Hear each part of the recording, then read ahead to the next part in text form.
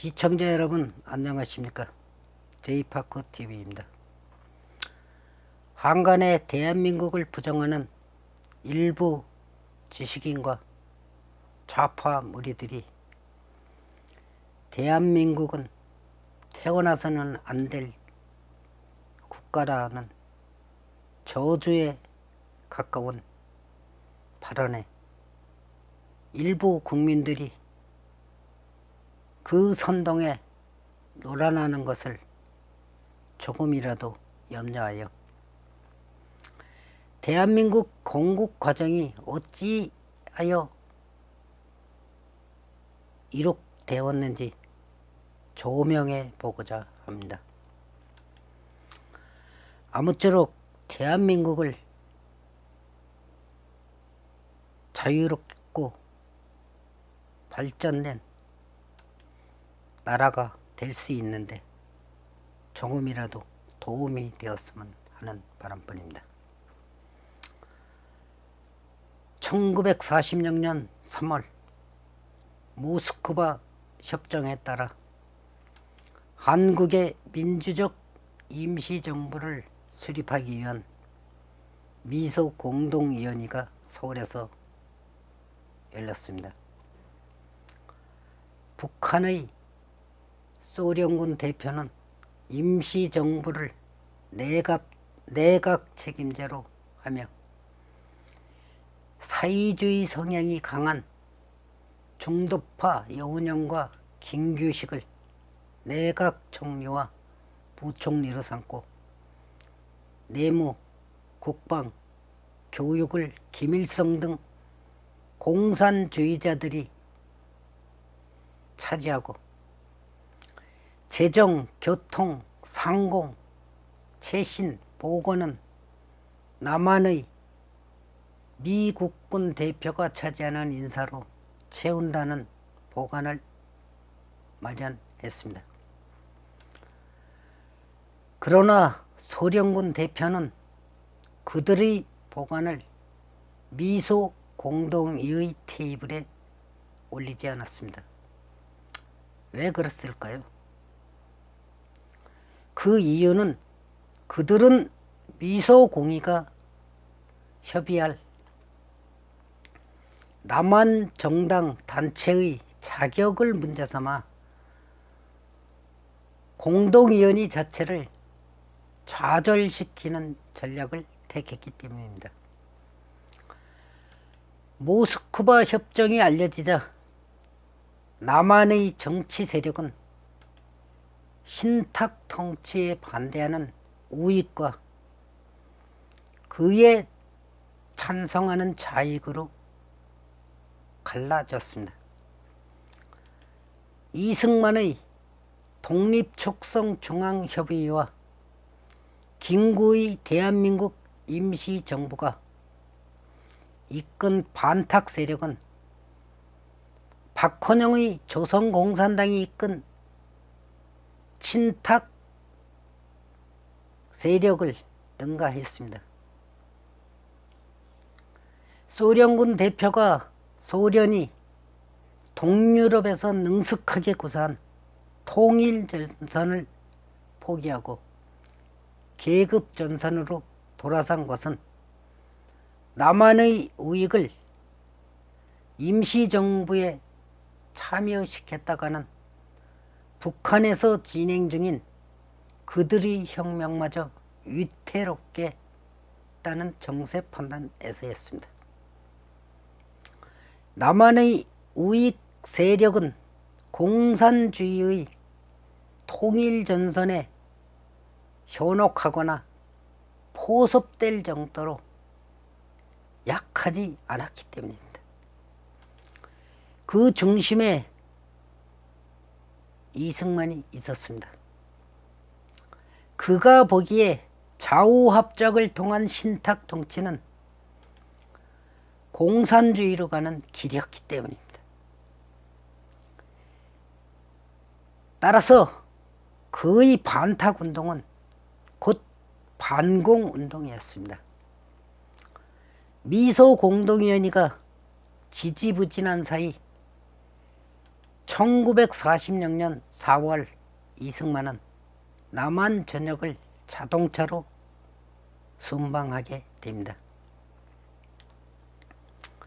도처에서 수많은 군중이 환영을 해줬습니다. 그를 보기에 운집한 인파는 그 지역 언론기관에 보도된 것만 100만 명이 넘었습니다. 지역 언론이 없는 소도시까지를 합친다면 200만 명은 좋게 넘었을 것이라 여겨집니다. 잠시나마 지나친 소도시까지 그를 열렬히 환영했던 것입니다. 독립협회 최초의 미국 박사, 미국 대통령과의 연분, 초대 임시정부 대통령으로 이어진 그의 이력은 불안한 현실에서 갈 길을 몰라 헤매는 대중에게 구원의 등불과 같은 것이었습니다.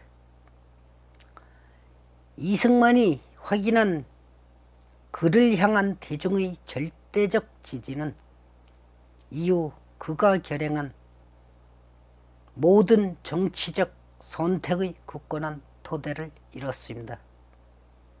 즉 반공에 대한 확고한 신념이 섰던 것입니다. 광주에서 비행기로 서울에 돌아온 이승만은 미소 공동이가 파탄을 맞는 것을 보고 다시 남쪽으로 순방을 계속했습니다. 정읍, 전주, 이리, 군산, 그리고 공주, 청주, 장원의 코스였습니다.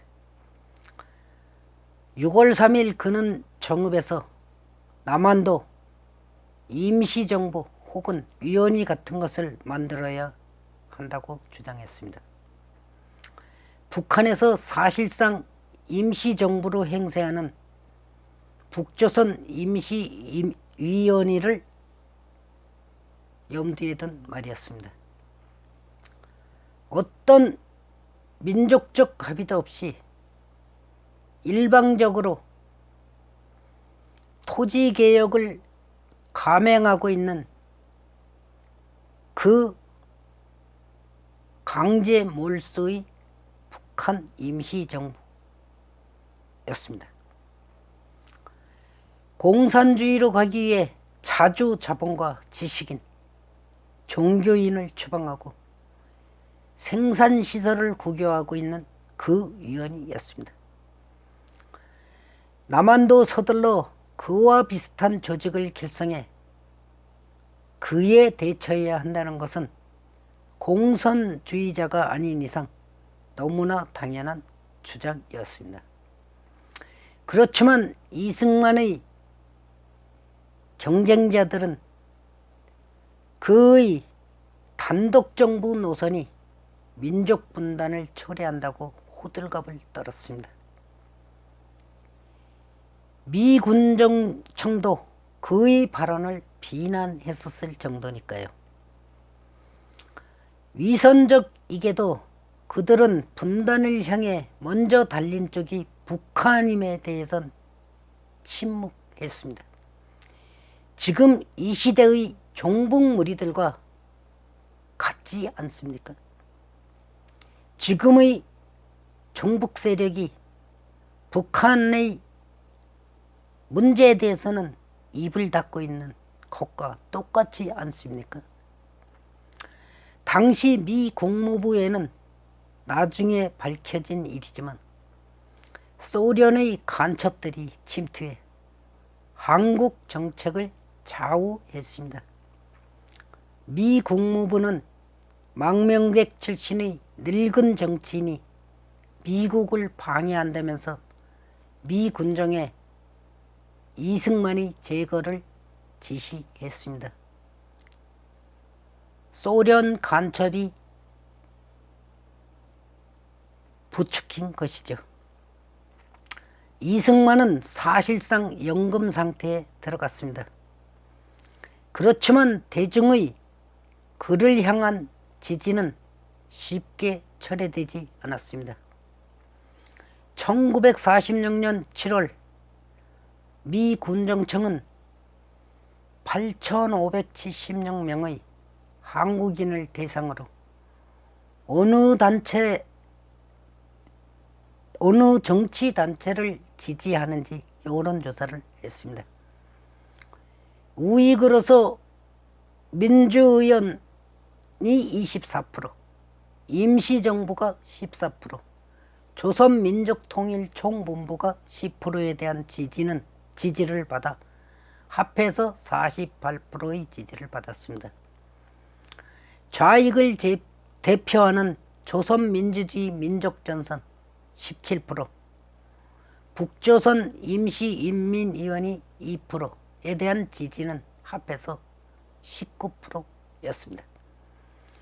나머지 3분의 1인 33%는 어느 단체도 지지하지 않는 세상이 어떻게 돌아가는지 알지 못하는 사람들이었습니다. 종북 좌파들이 말하는 것처럼 대한민국은 몇 사람의 정치가가 억지로 세운 나라가 아닌 것입니다. 널리 잘못 알려진 그 같은 속설은 하루빨리 불식돼야 할 것입니다. 남한 대중의 다수가 그 정치적 선택에 동참했습니다. 남한 주민의 적어도 30~40%는 개인의 자유와 재산권이 역사의 발전을 이끄는 가치임에 동의하는 근대화된 사람들이었던 것입니다. 고난에 가득 찬 20세기 전반의 역사가 그런 사람들을 창출한 것입니다. 그들에게 공산주의는 문명의 진보를 가로막는 재앙이었던 것입니다. 그들이 자유의 길을 선택할 때 세상의 이치를 알지 못하는 40%가 뒤를 따랐던 것입니다. 나머지 20%는 그에 저항한 좌익이었습니다. 세계대전 후 동유럽에서는 소수의 잘 조직된 좌익이 다수의 신민한 우익을 억눌러 공산주의 혁명에 성공했습니다. 거기와 달리 여기의 대한민국 우익은 그의 조국을 자유인의 공화국으로 탄생시키기 위해 50년을 투쟁한 한 혁명가가 있어서 공산화의 위험에 잘 대처했다는 행운을 누린 것입니다. 그 사람이 바로 이승만입니다. 오늘날 이만큼의 번영을 이뤄 발전한 것도 그때 이승만이 있었기 때문에 이 나라가 존재함으로써 있는 것입니다. 1947년에 들어 동서냉전의 막이 올랐습니다. 동년 5월 두 번째 미소 공동위원회가 열렸지만 소련은 이전과 동일한 전략으로 좌절시켰습니다. 미국은 한국 문제를 유엔에 이관했습니다. 한국 독립에 큰 열의가 있어서가 아니었습니다. 미국은 카이로 선언의 약속을 지킨 다음 서둘러 한국에서 철수할 요량이었던 것입니다. 냉전 개시에 따라 미국이 투자할 지역의 우선순위에 한국은 포함되지 않았기 때문입니다. 한반도의 군사 전략 가치가 그만큼 크지 않았다는 얘기가 되겠습니다. 한반도의 군사 전략 가치가 크지 않았던 것이죠. 미 정보국이 전망하기로는 내부 분열과 빈곤으로 찌든 남한은 아무래도 소련권에 흡수될 운명이었다고 본 것입니다. 한국의 독립과 통일 문제는 더욱 위험하고 유동적인 국면에 접어들었습니다. 유엔은 남북한의 자유선거를 시행해 통일적 중앙정부를 구성할 임무를 띈 유엔 한국위원단을 파견했습니다. 소련은 위원단의 북한 입경을 거절했습니다. 보조를 맞춰온 남한의 우익도 크게 갈라졌습니다. 유엔이 위원단에 남한만이라도 선거를 하라고 결정한 데에는 인도 출신 위원장 메논의 연설이 주요했기 때문입니다. 메논은 남한이 몇 개의 정파로 분열해 있지만 인도인에게 네로와 같은 신비한 지도력을 지닌 이승만이 자유민주 이념에 입각해 가장 큰 영향력을 정파를 이끌고 있어서 그의 주장에 따라 남한만이라도 독립시키는 것이 국제사회의 정의에 부합하는 일이라고 역설했던 것입니다. 이후 좌익 세력의 폭력적 저항을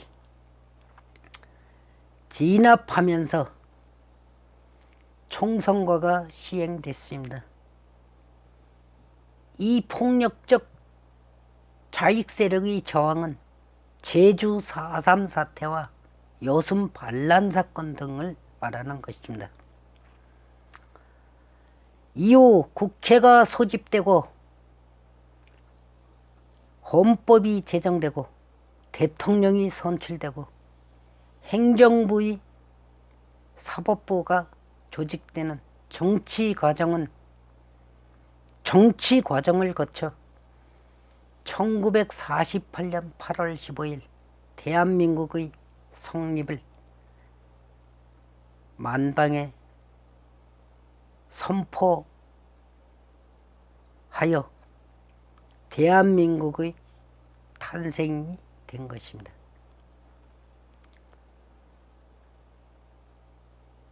그날 밤 미군정은 남한의 통치권을 대한민국 정부에 이양했습니다. 이로써 1910년 대한제국의 폐망과 더불어 망국노가 된 한국인이 다시 주권국가의 국민으로서 그 지위를 희복하게 된 것입니다. 당일의 축전에서 초대 대통령 이승만은 이 복구된 동양의 한 고대 국가는 개인의 근본적 자유를 소화하는 민주정체임을 선포했습니다. 즉 민주주의 공화국을 선포한 것입니다. 우리가 적과 무단히 싸워온 것은 그들의 전제 정치가 우리의 자유를 억압했기 때문입니다. 우리의 자유는 그 세계사적 기원이 서양 민주국에 있는 것입니다. 미국의 독립정신과 같은 것이죠. 그 이념의 기초에 세운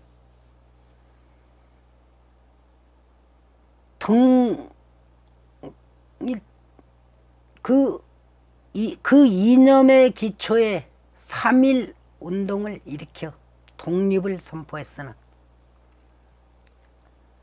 당시의 세계 정세에 구해대 좌절했습니다.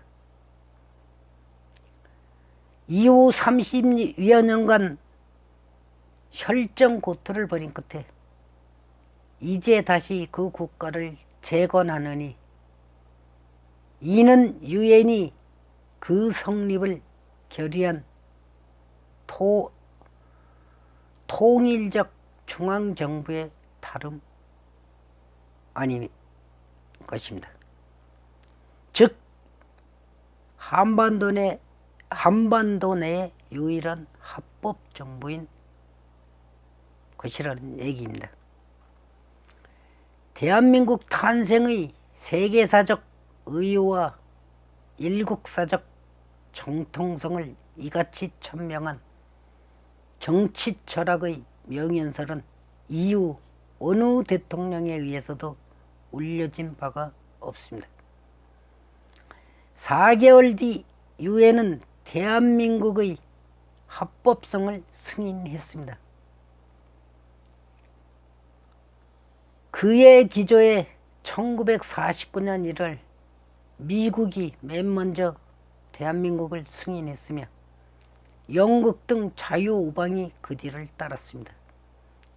1950년 6월 소련의 지시와 지휘로 북한 공산 세력이 남한을 침공하자 자유우방 16개국이 유엔의 이름으로 참전해 이 나라를 방위했습니다. 오늘날의 한국인은 잘 기억하고 있지 않지만 이 나라의 세계사를 평화와 번영으로 이끈 자유의 정신이 그로 뭉친 자유인의 국제연합이 건설하고 수호한 자유인의 공화국인 것입니다. 2차 대전 후 건국된 신흥 국가 중에 대한민국만큼 발전된 나라는 없습니다. 우리는 이 자유 대한민국을 지키고 수호해야 합니다. 좌익의, 좌파의, 종북의 그릇된 역사의식에 선전선동되어 나라의 뼈저린 아픔을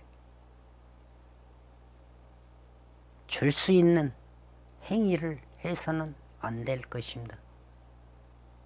우리의 자유와 우리의